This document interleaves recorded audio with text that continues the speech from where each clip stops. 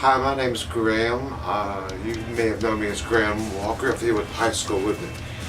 In 1972, I just turned 16 in late October, but about a month later, we had a band called the Jets, and a month later we go to a recording studios in South Beacon. It was ran by a man named Jerry Milo, and it was the only recording studio around except for Chicago. So if you wanted to record of any kind of quality anywhere in the Midwest, you had Chicago and Jerry Milo. So this is a documentary, and it's about the bands, yeah, but it's about Jerry Milo. The first time I met Jerry, it was my mother was dying of cancer, and she was really sick. I think it was the winter before she died, and Jerry was a TV repairman, and he came out to our house to fix this little TV we had in my mom's bedroom. And that's the first time I'd ever seen somebody open up a box full of tubes, and I'm going, well, that's pretty neat. But he was really polite. Most people would have turned the lights on, but he kept it really quiet because he knew my mom was sick. And he was just in there with a flashlight and just real quietly kind of crept in like a mouse, fixed the TV, as good as new, and then left. I'm going, wow, it was a neat experience, and it was even better because the TV worked. But I'd met Jerry, but that's when I first met him. And so when we got the Golden Voice, I was the only one who'd met him before, and I don't know, I think he might have known who I was because my parents had a hardware store, and he probably had stopped in there and bought some hardware things, probably even for his studio. But so I'm 16, we've got a band called the Jets. There's 4 other guys in it. I'm the youngest. We didn't realize it then, but we do now, what was a world-class recording studio. Jerry had microphones called U87s or U47s, and they're still the standard of the industry. In fact, the mics Jerry had then would be worth a fortune now because they'd be so vintage. But he got us recorded properly. I mean, what he recorded was down to tape, really good. But there was only so much you could do back then mixing.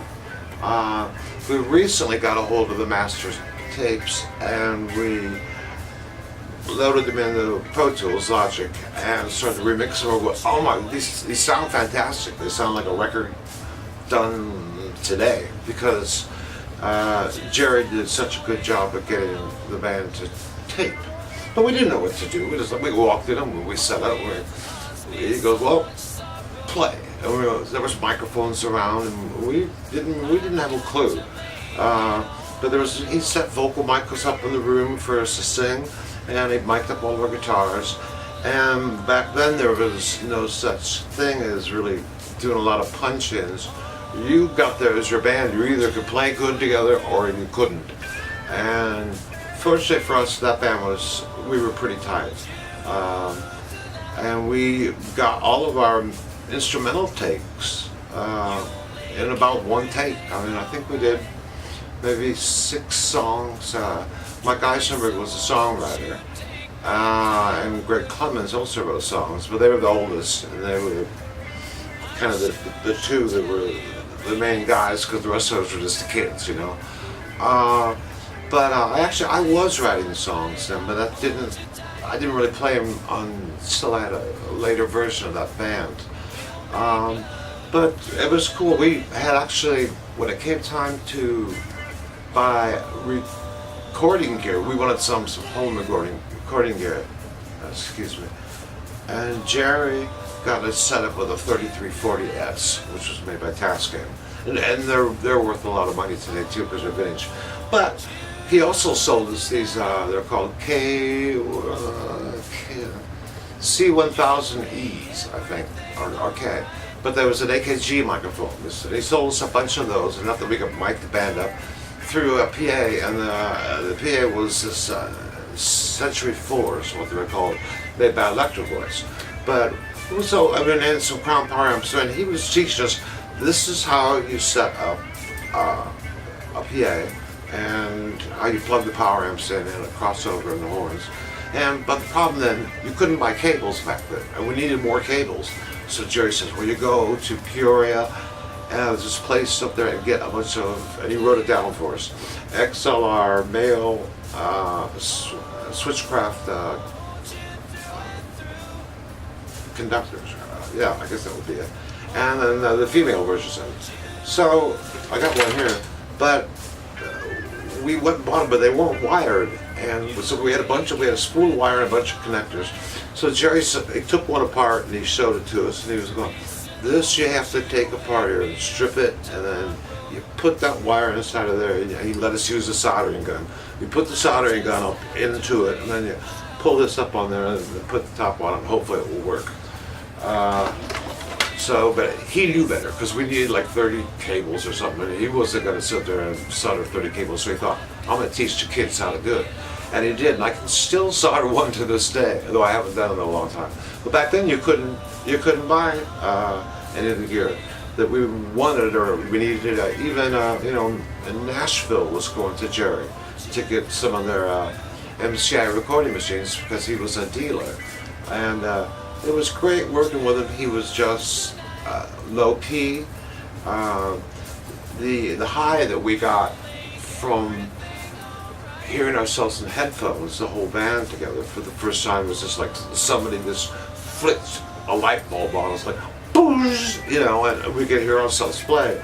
And you can hear that in the performance, because we're excited, and it's got that that excitement that you only get once. And younger bands tend to get it more because they've never done it before. So we caught that, or Jerry did catch it on tape, because we'd never done it before. And really, I mean, and the Jerry had built that studio in the middle of Tornado Alley in a place called South Pekin, Illinois, and it was known for tornadoes coming through. But he had this big brick building, and the only tornadoes that I remember back then were ones that came from inside the building. It was just the bands. And he had he really recorded a lot. He was great, and he as he grew, we took on some other engineers, and we got to work with them too. And but at this point in time, the exciting thing for us is we've got all of the masters, and we're going to be able to put a record out of all the songs that no one's heard that are actually quite good. Some of them sound like McCartney, some of them sound like Beatle. Some of them are just fun old songs, easy songs that kids to play. And we were a good band, and we had a great studio, and we had a great man in Jerry Milam who taught us the ropes. And what we learned there from him served me as a recording artist years down the road, and even here at home. I remember you should do that, you should do this. And it was an exciting time, and we were the only band we knew that actually had gone into a recording studio and made a recording, and let alone multi-tracks. And when this record comes out of some of the songs that we could salvage, people are going to go, wow, it sounds current, And thank you, Jerry Milam. Thank you, Mary Ann, for helping put this documentary together. This is Graham here. I'm signing off, and thank you. Bye-bye.